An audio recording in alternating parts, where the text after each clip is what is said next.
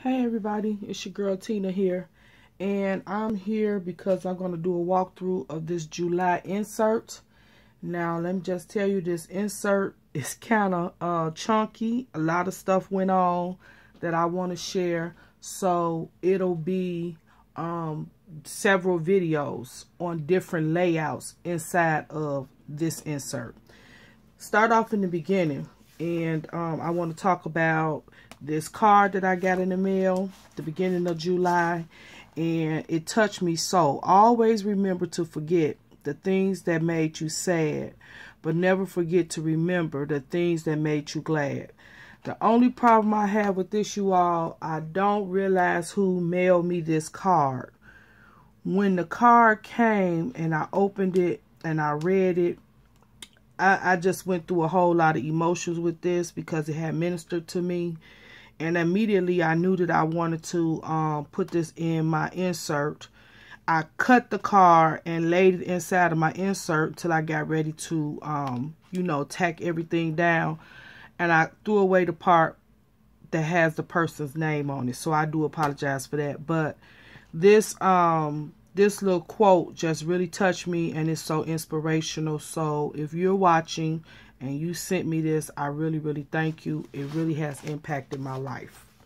All right, let's move on. You all know I'm just getting home from vacation.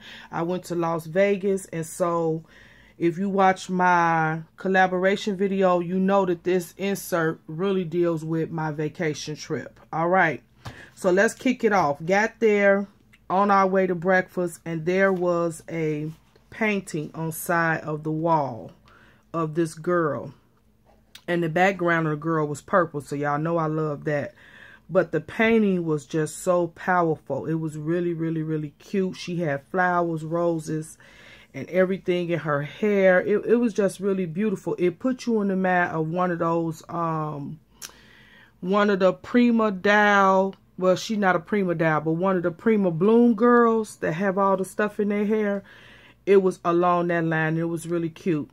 And I put this epoxy sticker that says things that make you go ah, because definitely this mural on that wall stopped me in my tracks. I had to take a picture. I enjoyed that.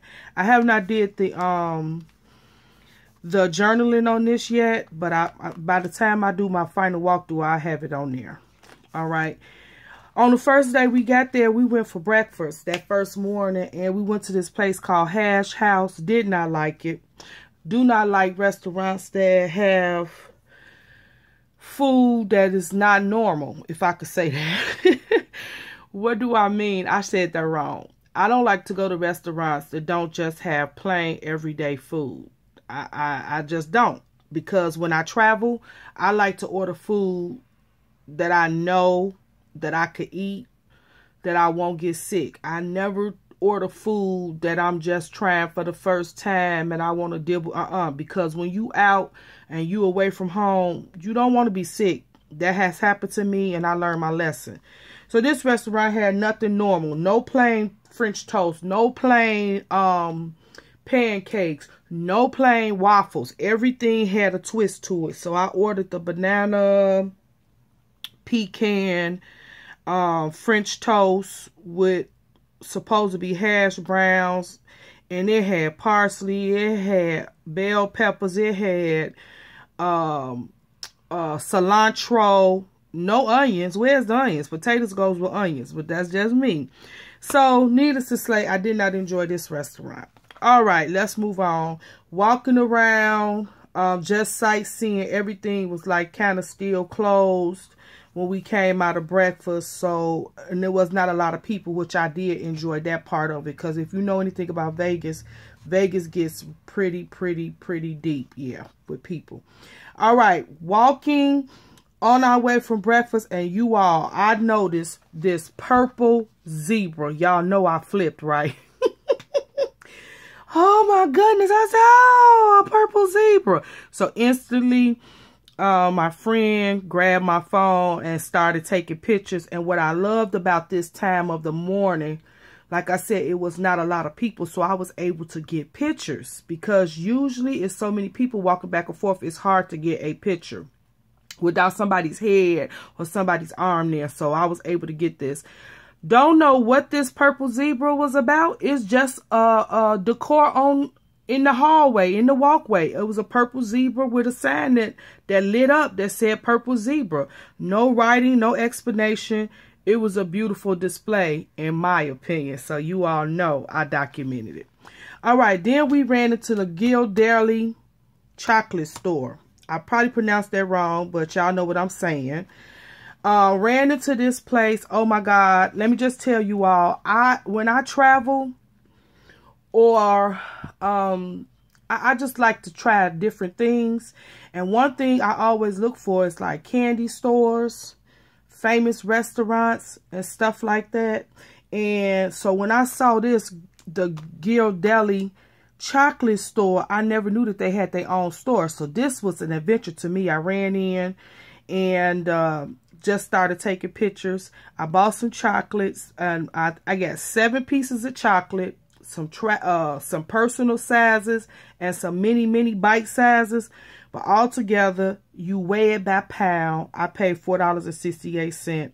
And I got half the chocolate that I got was chocolate that I never tried before.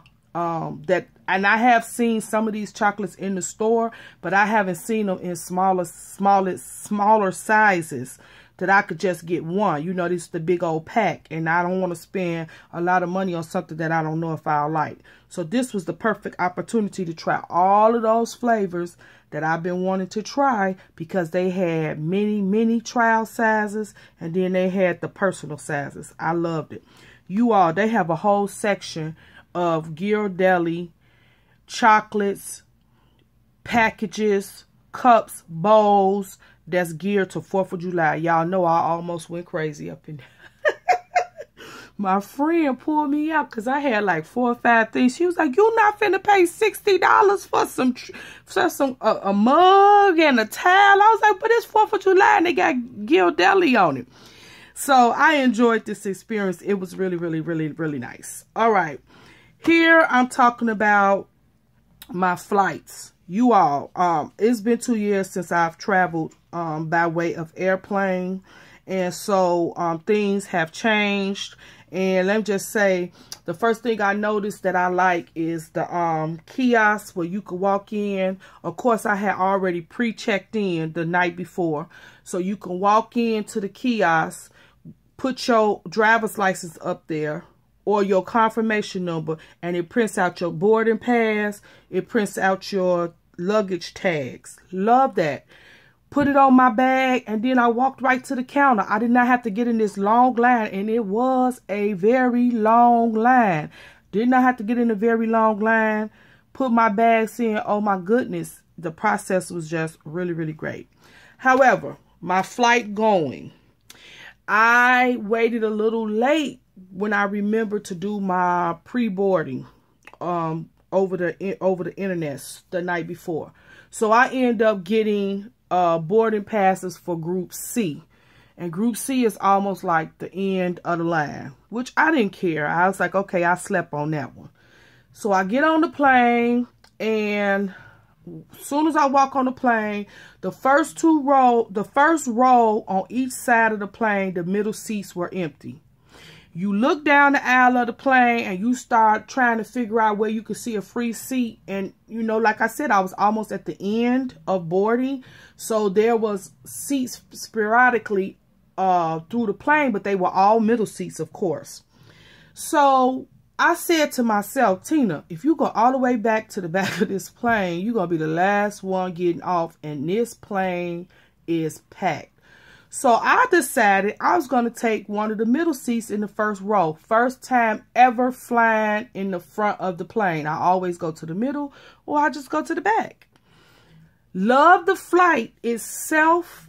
I think I will be flying in the front of the plane from now on. However, I was sitting next to this lady who was prejudiced. Oh my goodness. And so the lady, before the plane could even take off, before people could get on, because it was like about 6 people after me that had to get on the plane. And she looks over. She keeps looking at me. She keeps looking at me. And I'm like, okay, here we go. I could just pick it up in the spirit. I was like, oh, Lord. So I sit down. The gentleman on the other side of me, he started talking to me. So he and I talking, telling me why he was in Vegas. No, why he's going to Vegas. And, you know, we just conversating back and forth or whatever. And the lady calls for the stewardess. And she comes and she tells the stewardess, I don't want to sit here. I don't want to sit here. I'm going to sit over there. I want a different seat. So the lady said, ma'am, you can't sit over there. And she was pointing to the seats across from us in the first row in the middle. She says, you can't sit there because the last lady that got on the plane that went all the way to the back, there's no seats back there. So she's up on her way to take this seat. This is the very last seat. The plane is absolutely full.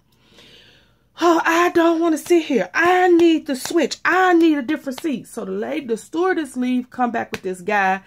And she tells the guy the same thing. Basically, the guy tells her the only seat that is available for you now at this point, ma'am, will be in the waiting area for the next flight. Because we have no more seats on this flight. It's completely full. Oh my God, the lady is like going off. She is upset. So she calms herself down. The plane takes off. And we up in the air for like 40 minutes, you all. And I moved. I just moved my arm. And the lady started hollering and screaming, oh, she touched me. She touched me. Her elbow touched me. I cannot sit here. She touching on me. Oh, my goodness. So the stewardess and the guy, they come. And they like, man, what's the problem? So she gets up and she goes to like the little area where they fix the drinks and stuff. I could look right there and hear what they saying. So she's like, I don't want to sit next to her. She's touching me and she's breathing and oh no, then her leg, she keeps moving her leg and her foot touched me. So they was like, ma'am, you know what? If we got to do emergency landing, it's not going to be nice because, you know, this is a tight space. So they're explaining this to the lady. The lady comes back and sit down after they told her they was going to put her butt off the plane. Basically, that's what they was telling her. And, for being a disruption, you know, to the people or whatever. So it was just really crazy. So the guy was like, when the lady left to go to the bathroom, the guy next to me, he was like, ma'am, do you want to switch seats with me? He's like, because this is so embarrassing. He was like, and I know you're very uncomfortable now. He was like, I'm willing to switch seats with you. So I switched seats with the guy just to keep the peace and everything. And we went on and we landed. So yeah, my flight there, the flight itself was awesome. The pilot was awesome. He took off smooth. He landed smooth. But that lady and her spirit, you know, I just don't understand. It's 2017, people. It is 2017. And I'm here to tell you, prejudice still exists. Talk to y'all later. Keep creating.